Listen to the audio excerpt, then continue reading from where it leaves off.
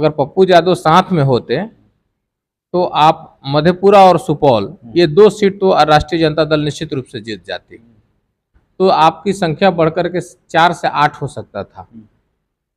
तो कभी कभी गलत फैसले के चलते गलत परिणाम भी आता है। नमस्कार, आप देख रहे हैं राइजिंग बिहार। मैं हूं बबलू कुमार। आज हम भोजपुर जिले के आरा में हैं। हमारे साथ जन अधिकार पार्टी के प्रदेश युवा अध्यक्ष डॉक्टर बबन यादव जी हैं।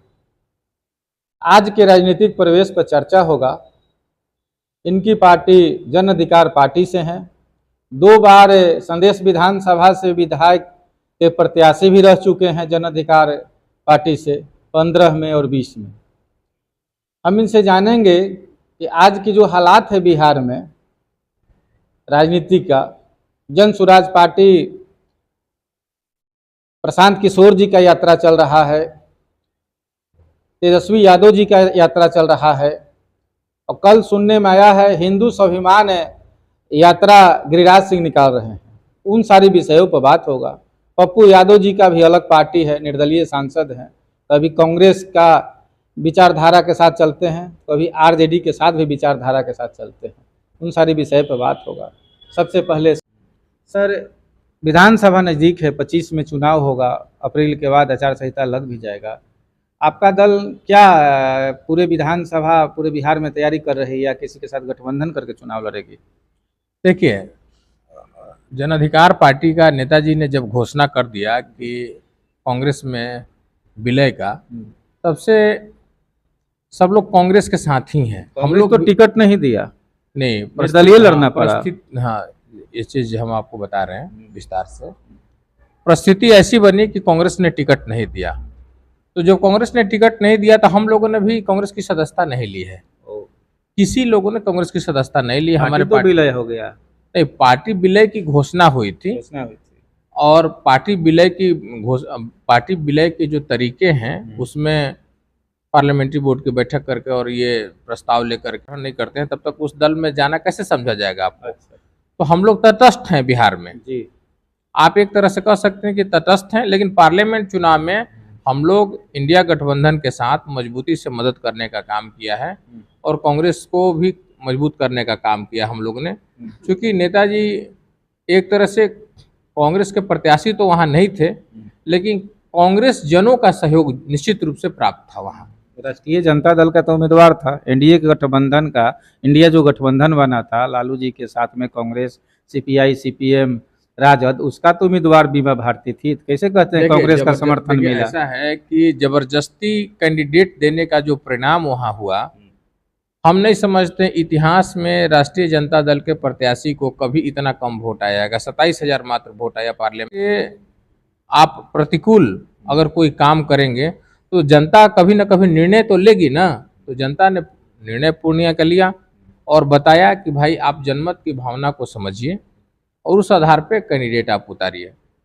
आगे क्या विधानसभा के देखिए, अब नवंबर दिवाली के बाद हम लोग अपने लोगों का एक बैठक बुलाएंगे पूरे बिहार में, और यह तय किया जाएगा कि कैसे आगे का क्या रणनीति होगा। कांग्रेस की सदस्यता ग्रहण करना है या कांग्रेस की सदस्यता ग्रहण नहीं करना है, फिर पुनः अपने साथियों से एक राय सलाह करके, और फिर सुराज भी यात्रा लगातार घूम रहे हैं, प्रशांत किशोर, इनके बारे में क्या कहिएगा? देखिए, हर आदमी स्वतंत्र है घूमने के लिए, कहीं आने जाने के लिए, अपने विचार रखने के लिए, लोगों का विचार लेने के लिए। जन सुराज इसी बीच की एक कड़ी है। जन सुराज पार्टी बनी है 2 अक्टूबर को, और बिहार में सब जगह वो लोग घूम रहे हैं। अच्छा है, प्रयास करना चाहिए, हर आदमी को प्रयास करना चाहिए। प्रयास करने में क्या दिक्कत है? तेजस्वी जी का भी यात्रा चालू है, तो सब लोग अब तो चुनाव में सब लगेंगे। सभी पार्टियां अपने अपने कार्यकर्ताओं को सक्रिय करने के लिए मीटिंग, प्रखंड स्तर से लेकर के प्रदेश स्तर तक मीटिंग, और ये सब चलता ही रहता है और फिर चलेगा ही। आपका पार्टी गठबंधन करेगा या नहीं? ये दिवाली के बाद हम लोग तय करेंगे कि कैसे स्वरूप क्या होगा और हम लोग कैसे बिहार में ये रहेंगे। लोकसभा चुनाव के समय राजद तो आपके साथ था, लेकिन राजद आपको माना नहीं, उम्मीदवार तो दे दिया। मैंने तो कहा ना आपको कि उम्मीदवार अगर जनमत के प्रतिकूल आपने दिया तो उसका परिणाम भी राष्ट्रीय जनता दल को भोगना पड़ा। अगर पप्पू यादव साथ में होते तो आप मधेपुरा और सुपौल ये 2 सीट तो राष्ट्रीय जनता दल निश्चित रूप से जीत जाती, तो आपकी संख्या बढ़कर के 4 से 8 हो सकता था। तो कभी कभी गलत फैसले के चलते गलत परिणाम भी आता है, तो आदमी को समझना होता है परिस्थिति को और समय को समझना होता है। अब प्रदेश के नेता हैं, राष्ट्रीय जनता दल को क्या संदेश दीजिएगा आगे? नहीं, देखिए, बिहार में भारतीय जनता पार्टी से लड़ने के लिए सब लोगों को एक प्लेटफॉर्म पे आना होगा, तब जाकर के एक मजबूत लड़ाई बन सकती राजद है। तो आपको नहीं मान रहा है सर। ठीक है, अगर राजद नहीं मानेगा या मानेगा, तो देखिए आप कह रहे कौन हैं, किसको, लेकिन वो देखिए नहीं मान रहे हैं। कौन किसको कब मानेगा यह कहना अभी संभव नहीं है। राजनीति में संभावनाएं बनी रहती हैं और ये संभावनाओं का खेल है। कब कौन किसको मानेगा, परिस्थिति आदमी को मना देती है, कोई किसी को मानता नहीं है। समय और परिस्थिति सबको मना देती है और लोग मानने के लिए विवश हो जाते हैं। परिस्थिति ही आपको उस तरह से वहाँ चौराहे पर लाके खड़ा कर देगी किसको आपको मानना है और किसको नहीं मानना है। बिहार में गिरिराज सिंह हिंदू स्वाभिमान यात्रा निकाल रहे हैं, क्या कहिएगा उस पर?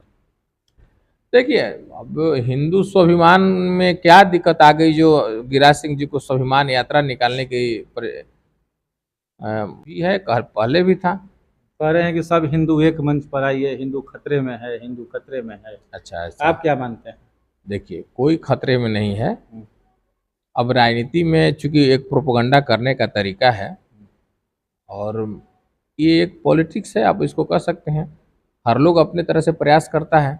कि हिंदू एक हो, आप मानते हैं? ये देखिए, अब ऐसा है कि हिंदू एक हो, हिंदू के उनके कहने से सभी हिंदू एक हो और एक हो जाएं, क्या मुद्दे पर एक हो जाएं। देखिए, कश्मीर को जब एकीकृत भारत का हिस्सा बनाना था तो देश के सभी लोग एक होकर के समर्थन दिए ना भाई। तो वैसा कोई राष्ट्र का मुद्दा कोई आएगा तो सभी जाति धर्म के लोग हिंदू के, यह हमारा जो है धर्मनिरपेक्ष राष्ट्र है, पूरे दुनिया का सबसे बड़ा लोकतांत्रिक धर्मनिरपेक्ष राष्ट्र है।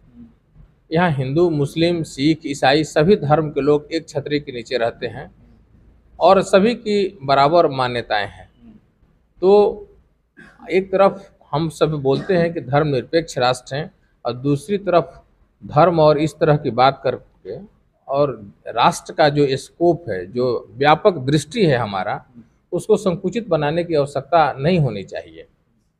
हमारा व्यापक सोच है। दुनिया में चर्चा है कि यह धर्मनिरपेक्ष राष्ट्र है और सभी धर्मों का बराबर सम्मान है इस देश में।